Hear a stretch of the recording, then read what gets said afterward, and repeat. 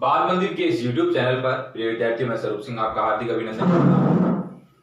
कक्षा 12वीं के अध्याय 7 विक्रय संवर्धन की हम बात कर रहे थे। उसके अंदर हमने विक्रय संवर्धन के महत्व को भली भांति समझा और उसके बाद विक्रय संवर्धन की जो दो विधियां, विक्रय में वृद्धि करने के लिए जो दो विधियां चलती है, उपभोक्ता संवर्धन विधि और व्यापारी संवर्धन विधि।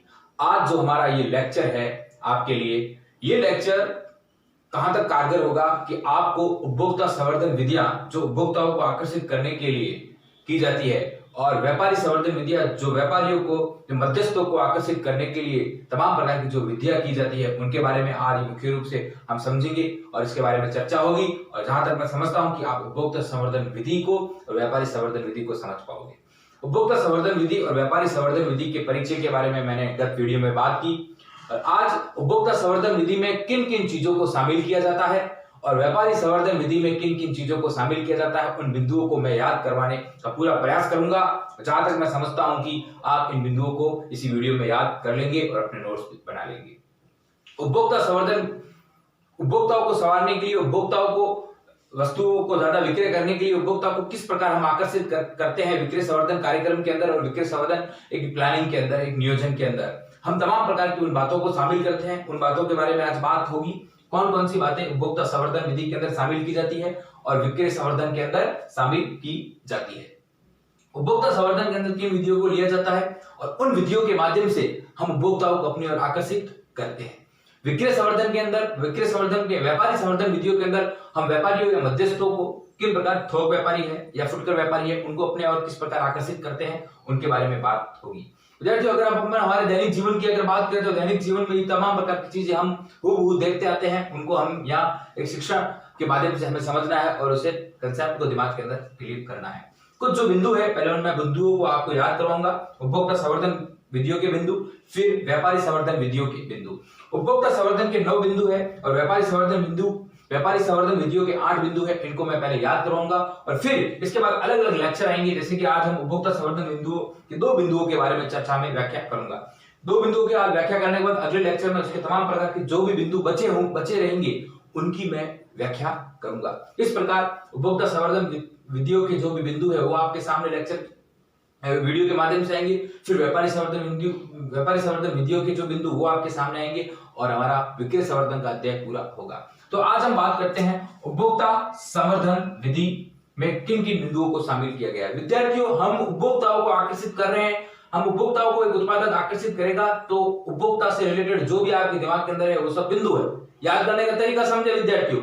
जो भी हम उपभोक्ताओं को कैसे आकर्षित करते हैं वो सभी जो चीजें हैं वो सब उपभोक्ता संवर्धन के बिंदु है। जैसे मुफ्त नमूनों का वितरण, हम मुफ्त नमूने होते हैं, फ्री सैंपल होते हैं, वो ग्राहकों को हम वितरण करते हैं तो ग्राहक हमारे ओर आकर्षित ज्यादा होते हैं। विद्यार्थियों, मैं ज्यादा इसकी व्याख्या नहीं करूंगा क्योंकि अभी मुझे जो बिंदु याद करवाना है, व्याख्या सहित पूरे वीडियो आपके सामने आएंगे, इसलिए मैं सिर्फ ऊपर से सतह रूप से एक बार ऊपर से मैं इसको बता देता हूं। मुफ्त नमूनों का वितरण। अब विद्यार्थियों, मुफ्त नमूनों का हम वितरण कर रहे हैं ग्राहकों के सामने, उपभोक्ताओं के सामने, फिर कुछ ऐसी प्रतियोगिताएं भी रखते हैं। प्रतियोगिता, दूसरा बिंदु प्रतियोगिता। जैसे कि ग्राहकों के सामने कुछ ऐसी प्रतियोगिता रखना है कि रिक्त स्थान की पूर्ति करना है ना, अपन कहते हैं ना, पहले इस्तेमाल करो फिर विश्वास करो।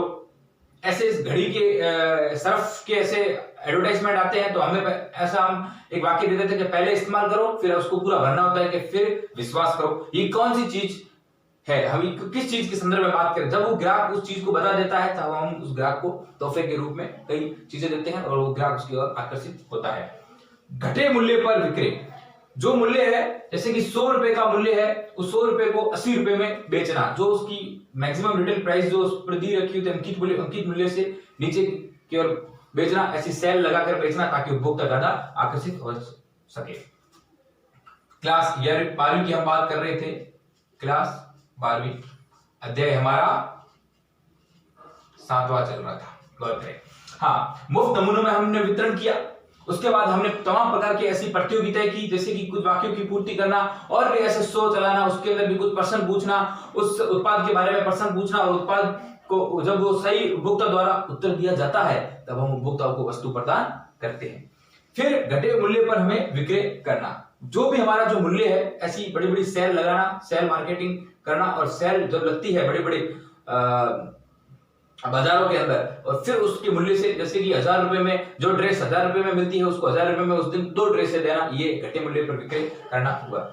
मेले और बड़ी बड़ी प्रदर्शनियां लगाना, तमाम प्रकार के आपने फेयर देखे होंगे, फेयर यानी मेले, बड़ी बड़ी प्रदर्शनियां रिप्रेजेंट करती हैं, ऐसे मेले लगते हैं, ऐसी प्रदर्शनियां लगती है, प्रदर्शनियों में सजावट की चीजें लगी होती है, उनको देखते हुए तमाम प्रकार के जो भी ग्राहक है हमारी ओर आकर्षित होते हैं और वस्तुओं को ज्यादा से ज्यादा खरीदते हैं। मेले एवं प्रदर्शनियां लगाना।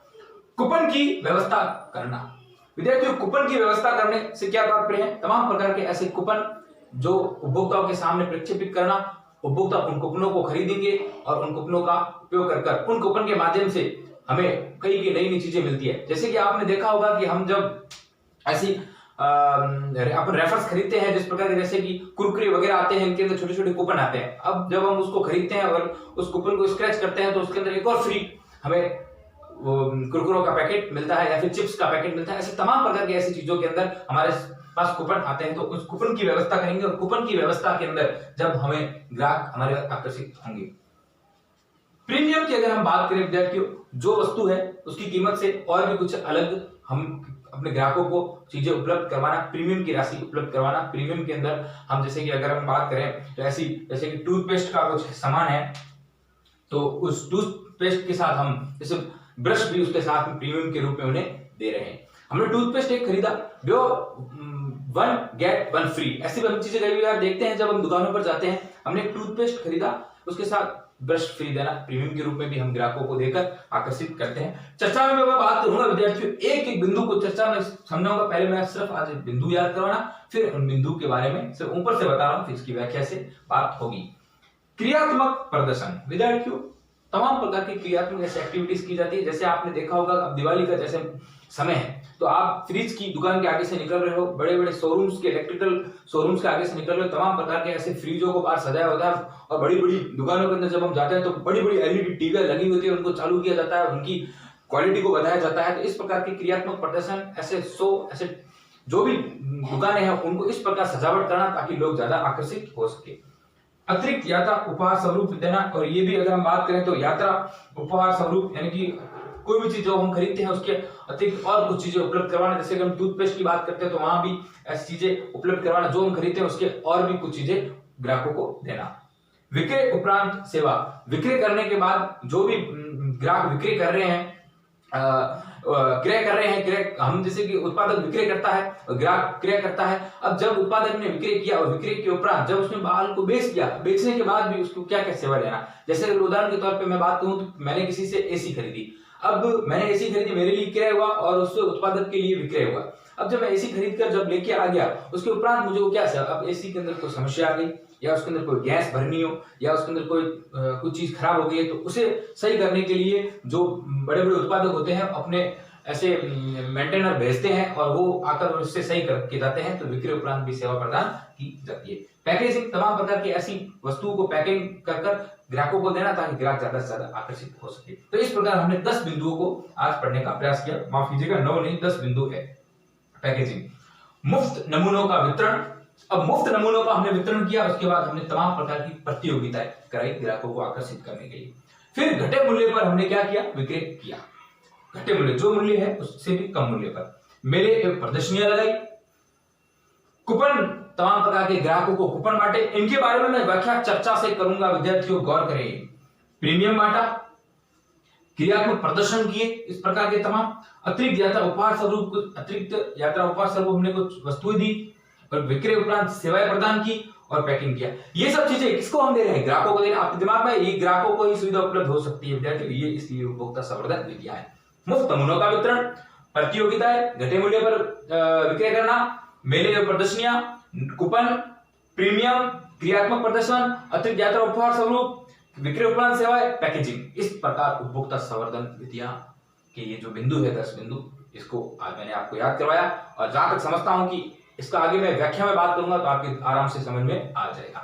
फिर है व्यापारी संवर्धन विधियां। अब विद्यार्थियों, व्यापारियों को किस प्रकार हम सुविधा उपलब्ध करवाएंगे ताकि व्यापारी हमारी ओर ज्यादा आकर्षित हो सके। वो मध्यस्थ व्यापारी, वो फुटकर व्यापारी, वो होलसेल व्यापारी।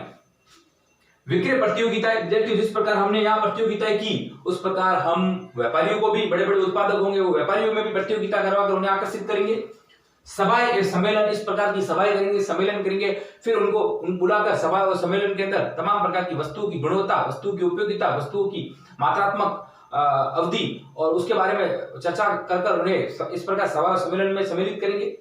प्रशिक्षण, तमाम प्रकार के उत्पादक, विभिन्न प्रकार की बड़ी बड़ी कंपनियां होती है जो अपने थोक व्यापारी होते हैं या फिर फुटकर व्यापारी होते हैं, उन्हें बुलाकर प्रशिक्षण प्रदान किया जाता है। जिस प्रकार उन्हें प्रशिक्षण दिया जाता है, प्रशिक्षण के माध्यम से वो अपनी वस्तु को आगे आराम से बेच सकते हैं। ऐसे फैशन शो करवाए जाएंगे, तमाम प्रकार के फैशन शो होंगे। व्यापारियों को प्रीमियम दिया जाएगा, जिस प्रकार हम ग्राहक को वहां प्रीमियम दे रहे थे उस प्रकार व्यापारियों को प्रीमियम दिया जाएगा। विशिष्ट सेवाएं उनको उपलब्ध करवाई जाएगी।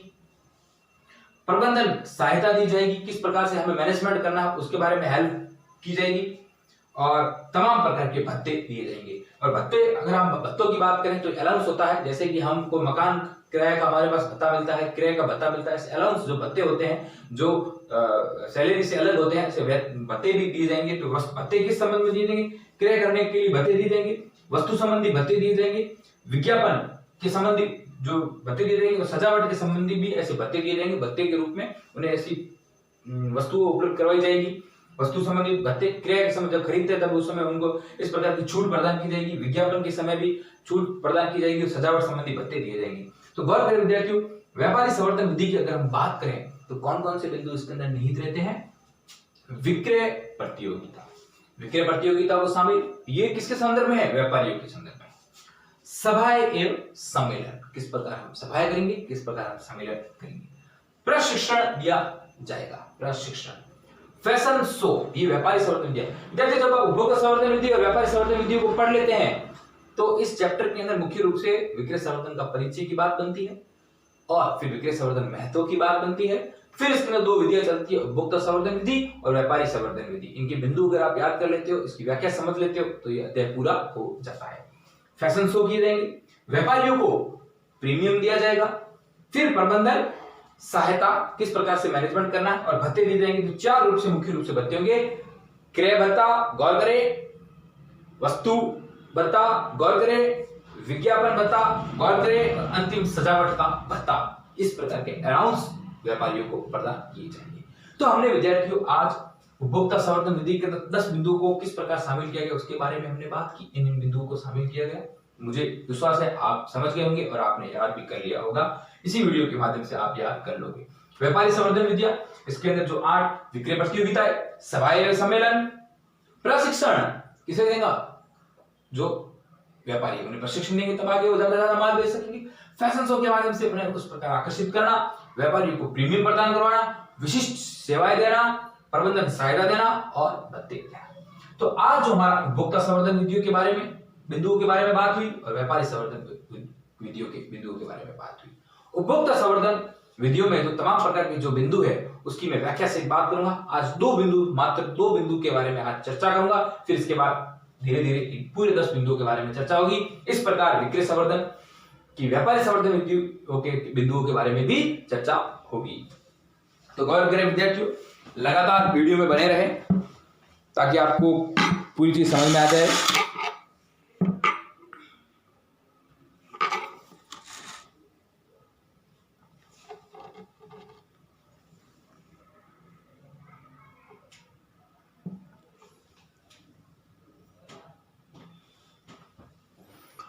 तो गौर करें विद्यार्थियों, जो पहला आज हमारा बिंदु है उपभोक्ता संवर्धन विधि का मुफ्त नमूनों का वितरण।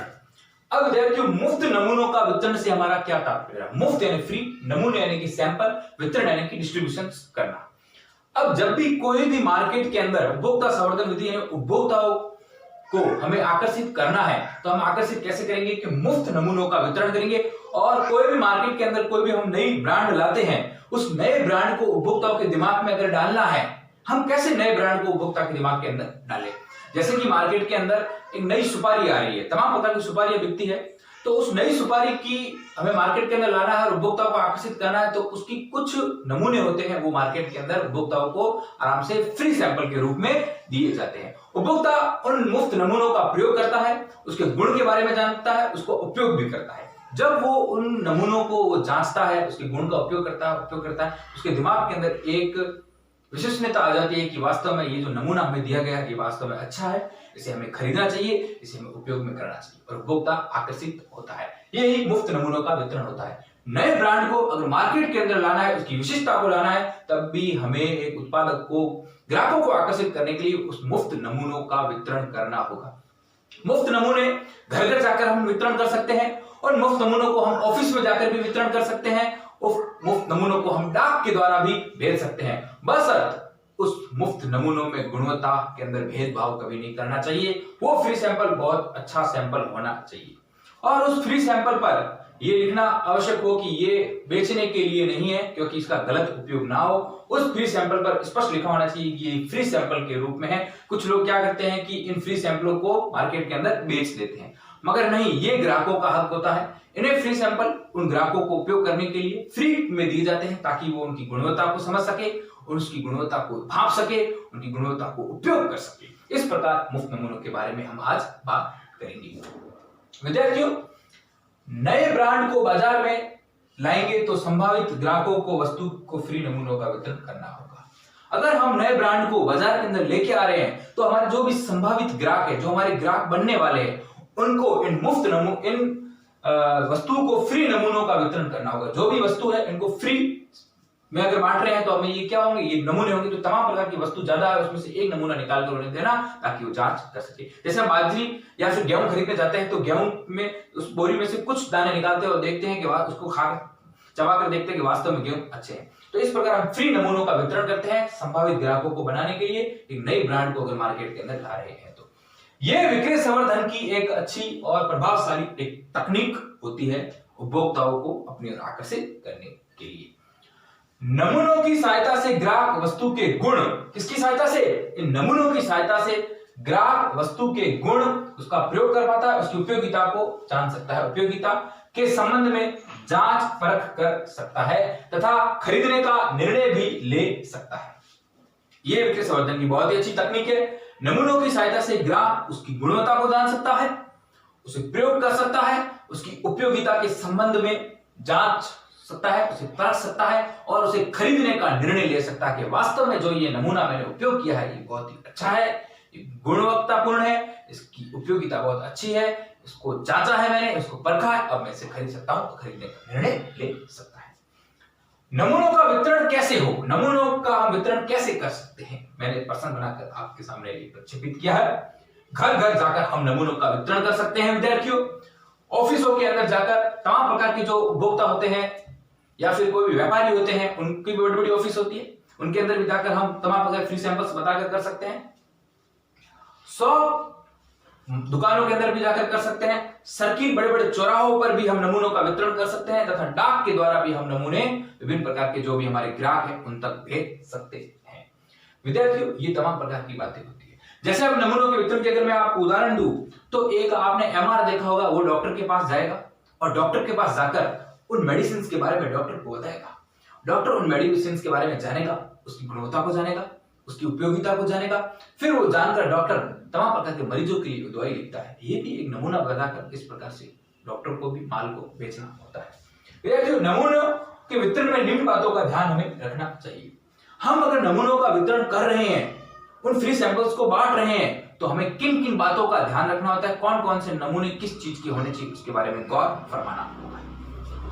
वस्तुओं की सही रिप्रेजेंट करता हो, वो वस्तुओं का सही प्रतिनिधित्व, रिप्रेजेंट का मतलब प्रतिनिधित्व करता हो। जो भी वस्तुएं, जैसे कि मैं अगर इसकी बात कहूं तो इन वस्तुओं को मुझे, इस पेन मार्कर को मुझे मार्केट के अंदर बेचना है, तो मैं इसका जो फ्री सैंपल निकालूंगा वो बिल्कुल इसकी क्वालिटी का ही निकालूंगा। यूं नहीं है कि फ्री सैंपल बहुत अच्छा निकाल दूं या फिर गंदा निकाल दूं, या फिर फ्री सैंपल को तो मैं बहुत ही अच्छा निकाल कर सबके सामने पेश कर दूं और बाकी जो भी माल बेचूं वो सब घटिया किस्म का बेचूं। ऐसा नहीं होना चाहिए। जो मैं फ्री सैंपल मार्केट के अंदर लेके आ रहा हूं, नमूना जो लेकर आ रहा हूं, यानी इस पेन का नमूना लेकर आ रहा हूं, ये पेन जितना फ्री सैंपल में उपयोगी है उतना ही जो बाकी वाले फिर मैं माल पेन को बेचूंगा वो भी उसके बराबर होने चाहिए, उसकी गुणवत्ता उसके समान होनी चाहिए।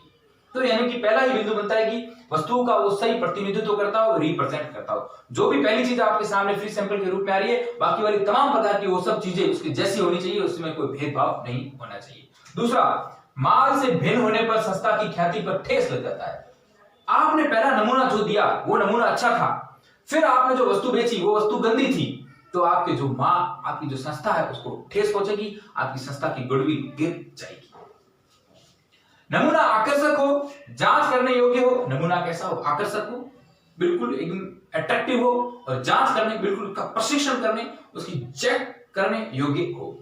नमूने पर नॉट फॉर सेल लिखा होना चाहिए, अंकित होना चाहिए। फ्री सैंपल अंकित होना चाहिए, उस पर स्पष्ट रूप से लिखा होना चाहिए नॉट फॉर सेल, ये विक्रय के लिए ना होकर ये फ्री सैंपल है, ये अंकित होना चाहिए, ताकि उसकी गौरवता, ताकि उसकी समानता बनी रहे। इस प्रकार हमने मुफ्त नमूनों के वितरण को समझा। इस प्रकार विद्यार्थियों, मैं आपसे कह रहा था कि उपभोक्ता संवर्धन विधियों के जो आगे भी बिंदु होंगे, मैं एक एक बिंदु को खोलकर आपके सामने रखूंगा, ताकि आप इसे समझ सके, रटे नहीं।